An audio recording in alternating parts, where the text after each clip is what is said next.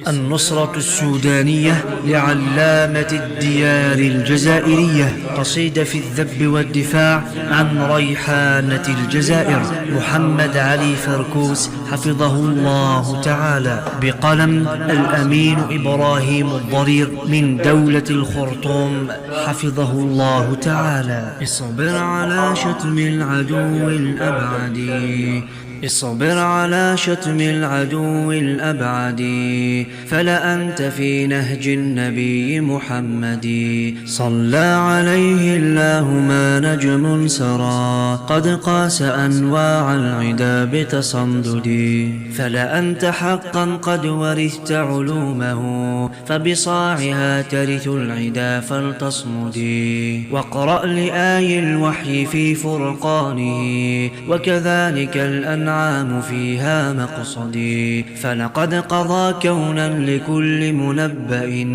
بعدوه، فبمثل ذا المقتدي. سر شيخنا الفركوس في ذا الدرب لا، سر شيخنا الفركوس في ذا الدرب لا، تحن الرقاب تلفتا للأجرد، فلئن جعلت السمع يصغي للورى، فلقد قطعت عن الطريق الأرشد. سنن الإله على الدهور دوامها، يبقى الرفيع بذكره ويخلد، واقرأ نزول العلم من فوق السماء، والسيل يحمل ما ربى وتزبد، ما ينفع الثقلين يبقى في الورى، وذوي السفاهة للجفا وتبدد.